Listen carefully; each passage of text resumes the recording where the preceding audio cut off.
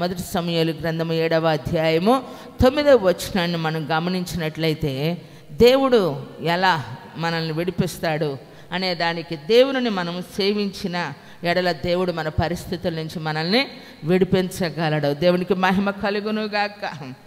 అక్కడ చక్కని మాట ఉంది చూడండి. సమూయేలు పాలు విడవని ఒక గొర్రె పిల్లను తెచ్చి యెహోవాకు సర్వాంగ బలిగా అర్పించి ఇశ్రాయేలీయుల పక్షమున యెహోవాను ప్రార్థన చేయగా యెహోవా అతని ప్రార్థన అంగీకరించెను.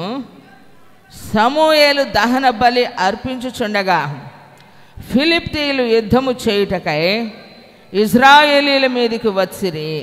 అయితే యెహోవా ఆ దినమున ఫిలిష్తీయుల మీద మెండుగా ఉరుములు ఉరిమించి వారిని తారుమారు చేయగా వారు ఇశ్రాయేలీయుల చేత ఓడిపోయిరి. చబర్లు కొట్టి దేవుణ్ణి స్తుతిద్దామా. చూడండి ప్రియులారా, దేవుని సన్నిధిలో మనకు పరిష్కరించబడిన సమస్య అంటూ ఏది ఉండదు. మొట్టమొదటిగా మనం తెలుసుకోవలసిన విషయం ఏమిటంటే, చాలామంది నా జీవితానికి పరిష్కారమే లేదు అంటారు. ఈ సమస్యకి సాల్వ్ లేదు, ఎవరి వల్ల కాదు, అందరూ ఆలోచించారు, అందరి పని అయిపోయింది, ఇక ఇది ఇంతే అనుకునేటువంటి వారికి ఒక గొప్ప శుభవార్త అనుకోవచ్చు. దేవుని సేవించినటువంటి వారి జీవితంలో దేవుడు ఎంత గొప్ప విడుదల, శత్రువు నుంచి ఏమండి దేవుడు విడిపించబడి వారు జయమనుగ్రహించబడినట్లుగా దేవుని సన్నిధిలో వారు దేవుని సేవించిన ఒకే ఒక కారణం. ఎందుకంటే వారు దేవుని ప్రజలు ప్రియులారా. వీరికి ఓటమి ఎదురైనప్పుడు దాన్ని జయించాలి, శత్రువుని ఓడించాలి, విరోధి నుంచి విడుదల పొందాలి. ఏ విధంగా? దేవుని ప్రజలే, దేవుని కార్యాలను సవిచూసిన వారే, దేవుని మహిమను గూర్చి తెలుసుకుని వారే. కానీ వీరికి విడుదల ఏ విధంగా సమీపించింది అనంటే, ఇశ్రాయేలీలు 20 సంవత్సరాలు ఇశ్రాయేలీల మధ్యలో ఉండవలసినటువంటి మందసము ఫిలిష్తీయుల చేతిలోనికి వెళ్ళిపోయింది. ఇశ్రాయేలు దేవుడైన తన ప్రజలట యెహోవాను సేవించడానికి దుఃఖపడుతున్నారు. కారణం, సమస్య ఉన్నప్పుడు దేవుడు అవసరమయ్యాడు వీళ్ళకి. బానిసత్వంలో ఉన్నప్పుడు, సాతాను యొక్క కాడి క్రింద ఉన్నప్పుడు, ఏ దిక్కు ఏ దరి కనపడినటువంటి పరిస్థితుల్లో యేసే మాకు దేవుడు అని చెప్పి దేవుణ్ణి సేవించడానికి వచ్చినప్పుడు దేవుడు వారికి ఒక గొప్ప మార్గాన్ని సిద్ధపరిచి ఒక పెద్ద ప్రణాళికాబద్ధంతో దేవుడు వారిని బలపరిచాడు ప్రియులారా. అదే ప్రజలు, వారి పిల్లలు ఈరోజు దేవుణ్ణి సేవించేదానికి కష్టమవుతుంది. అందుకే ఎవరికి మొదట అనుభవం ఉందో, ఎవరైతే మొదట రక్షణలోనికి వస్తారో వారికి ఉన్న అనుభవం వారి తర్వాత వచ్చేవారికి కనపడటం లేదు. ఆ అనుభవాలు వారి పిల్లల్లో చూడలేకపోతూ ఉన్నాం. తల్లిదండ్రుల్లో ఉన్న విశ్వాసాన్ని బిడ్డల్లో చూడలేకపోతూ ఉన్నాం. వారు ఎలా పుట్టారో వాళ్ళకి తెలియటంలే. ఈరోజు దేవుడు ప్రేమించి బలపరిచి కన్నీరు కార్చి యేసయ్య పాదాలు పట్టుకొని ఒక నలుసి అయ్యా, ఒక కాయి అయ్యా, ఒక పండు అయ్యా అని పిల్లల కొరకు తల్లులు, సేవకులు, తండ్రులు యేసయ్య పాదాలు పట్టుకుంటే ఒక నలుసు, ఈ నలుసుగాడు ఏం చేస్తున్నాడు ఇప్పుడు? ఏమండి, పొగరైపోతూ ఉంది. దేవుని సన్నిధిలో ఉండాల్సినటువంటి వీరేం చేస్తున్నారంటే, ఇక్కడ కూర్చోవటం ఇబ్బందికరం అనిపిస్తుంది. ప్రార్థనకు రావటం, బైబిల్ పట్టుకోవటం, దేవుణ్ణి ప్రార్థన చేయటం, వాక్యం వినటం, ఇదంతా మాస్ అయిపోయింది. ఈ క్లాసుగా బ్రతికేదానికి ఎవరు కారణం అన్న తెలియలా. ఏడ్చి ఉపవాసాలుండి యేసయ్య పాదాలు పట్టుకొని బ్రతిమిలాడితే దేవుడు బిడ్డలనిస్తే వీడు పుట్టంటాడు గుడ్డొచ్చి పిల్లని ఎక్కిరిచ్చినట్టుగా.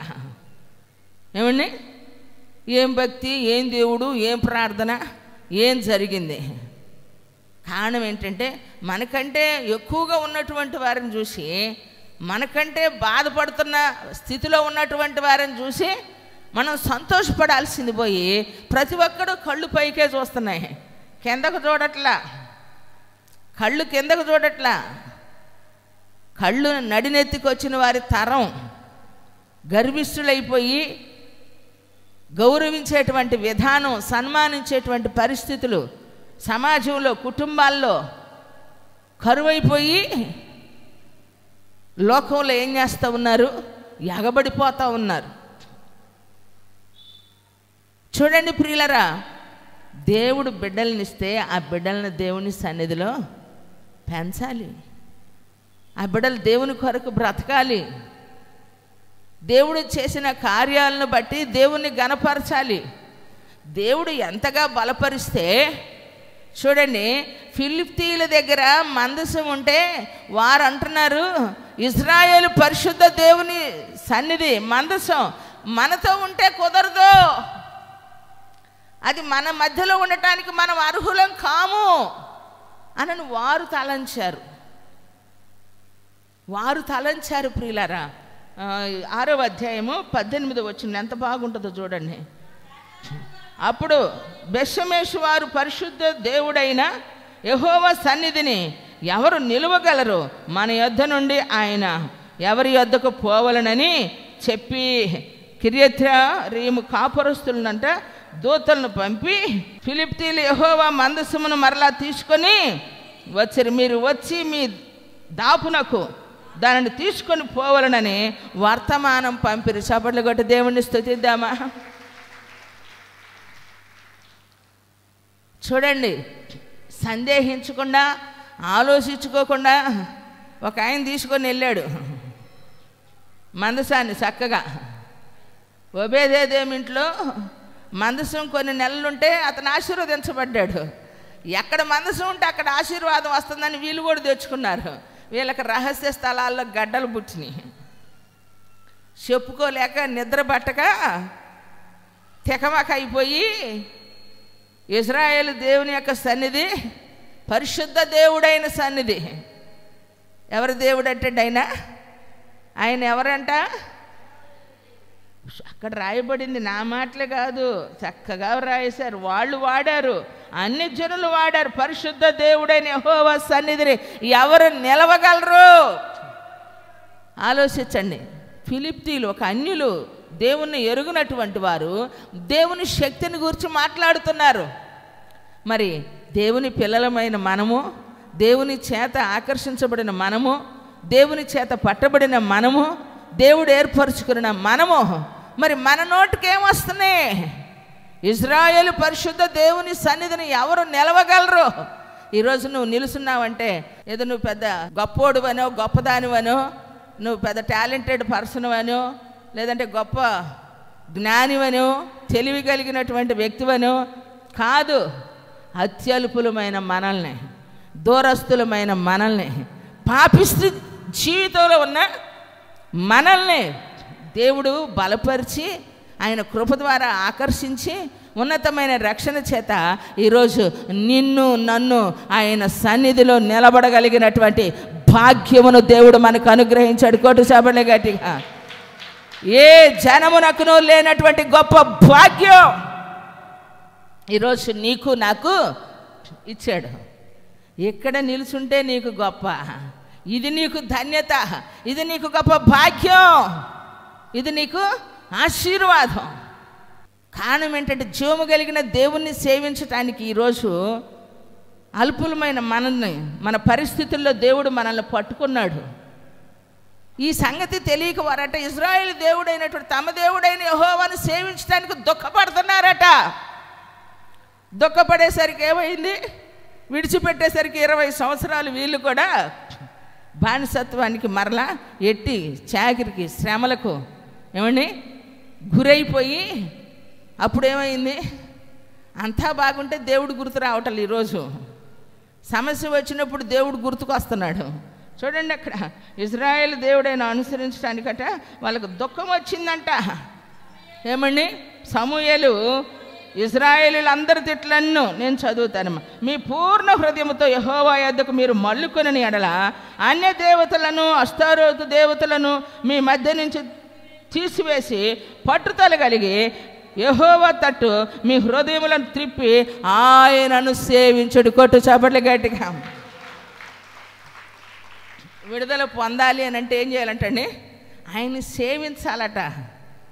హోలీ పండగ వచ్చినప్పుడు హోలీ పండగకి వెళ్ళి రంగోలీ పండగకి వెళ్ళినప్పుడు రంగేలాలకి వెళ్తే కాదు ఏమండి, దేవుని సన్నిధిలో ఉన్నటువంటి మన జీవితంలో ఉన్నతమైనటువంటి ఆ కృపను వ్యర్థం చేసుకోకూడదు. ఈరోజు కార్యాలు చూడలేకపోవటానికి, మేలు అనుభవించకపోవటానికి మొన్న ఉన్న దేవుడు, అంతకు ముందున్న దేవుడు ఈరోజు లేడా? మన మధ్యలో ఉన్నాడా? లేడా? ఉన్నాడు.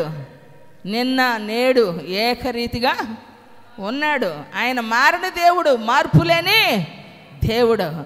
ఏ ప్రేమలోనైనా దోషాలు, లోపాలు, కండిషన్స్ ఉండయేమో కానీ యేసయ్య ప్రేమలో షరతులు లేవు, మార్పు లేదు. ఆ ప్రేమ శాశ్వతమైన ప్రేమ అండి. కడదాకా నిన్ను దరిచేర్చే ప్రేమ, నిన్ను అర్థం చేసుకునే ప్రేమ, మాటికి నీ అంటబడే ప్రేమ. అందుకే ప్రేమ కోసం పరితపించిపోయావు అనుకో, పిచ్చోడు పిచ్చిదాని అయిపోతావు. యేసయ్య ప్రేమ కోసం పరితపించు. యేసయ్యని ప్రేమించే వాళ్ళు, యేసయ్య పిచ్చి పెట్టిన వాళ్ళకి అయితేనే నిజంగా ఎవరి వల్ల కాదు. యేసయ్య కొరకు పిచ్చోళ్ళం అయిపోవాలండి. లోకంలో మనిషిని ప్రేమిస్తే ఎవరి చేత ప్రేమించబడతారో వారే కృపలో ఉండారు. కానీ ప్రేమించే మనిషి ఎప్పుడు ప్రేమిస్తూనే ఉంటాడు. ప్రేమించబడే వ్యక్తి ఎప్పుడు ప్రేమించబడుతూనే ఉంటుంది. ప్రేమించబడే మనిషి కృపలో ఉన్నారు, ప్రేమించే మనిషికి సుఖం లేదు. ప్రేమించి అప్పుడు నువ్వేమంటావు? ఎన్నాళ్ళు నేను ప్రేమిస్తూనే ఉన్నా, ఈ మనిషికి అర్థం కాదు లోకానికి. నీ ఏండ్లు వ్యర్థంగా గడిచిపోతూ ఉంటాయి. సుఖం లేని జీవితం, అర్థం లేకుండా ఏండ్లు గడిచిపోతున్నాయి. అనవసరంగా ప్రయాసపడ్డానంటావు.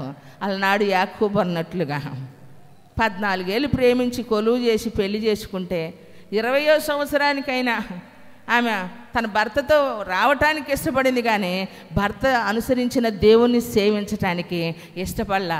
భ్రష్టత్వం అయిపోయింది, వదిలేసాం, తెలుసో తెలియకో చేసాం. ఇకేం చేయాలి? నా భర్త సేవించిన దేవుణ్ణి నేను సేవించాలి. విడుదల వచ్చింది అనుకుంటే ఆమెకేమొచ్చేసింది? ముగింపు వచ్చింది. కారణం తండ్రి ఏం చేసింది? రాహేలమ్మ గారు ఎంట పెట్టుకొచ్చుకుంది. అయ్యగారు మారారు కానీ అమ్మగారు మారలా. ఈ అమ్మగారు పట్టుకునేసరికి ఏమైంది? పాపం ఊరు తీసుకెళ్ళలా, మధ్యలోనే చనిపోయింది. ప్రియులారా, మేము బేతేలు వెళ్ళినప్పుడు యాకోబు సమాధి పక్కన లేయా సమాధి ఉంది, కానీ రాహేల్ సమాధి లేదు ప్రియులారా. కానీ అబ్రహాము సమాధి పక్కన శారమ్మ సమాధి ఉంది. కొట్టు చాపట్ల గట్టిగా. అబ్రహాము అనుసరించిన విశ్వాసాన్ని దేవుడి సన్నిధిలో ఏం చేసింది? ఆమె శారాయి గయ్యాలి అయినా ఏం చేసింది? చివరికి భర్త విశ్వాసంలో తాను అప్పగించుకుంది. కాబట్టి అబ్రహాము సమాధి పక్కన ఏమండి శారాది ఉంది, కానీ యాకోబు పక్కన రాహేల్ది లేదండి. ఏమండి లేయా సమాధి ఉంది. ప్రియులారా, ఆలోచించండి. ఎందుకంటే ఆయన వైపు మనం మళ్ళుకోవాలా, ఆయన మనం బ్రతిలాడుకోవాలా, ఆయన మనం సేవించాలా. మనకున్నటువంటి ఈ శోధన నుంచి, శత్రువు నుంచి మనం విడిపించబడాలి. వాటమి పాలైన మన బ్రతుకుల్లో జై జీవితాన్ని కలిగి మనం బ్రతకాలి. ఉన్నతమైన ఆశయాల చేత, ఆలోచనల చేత దేవుని సన్నిధిలో మనం నిలబడగలగాల.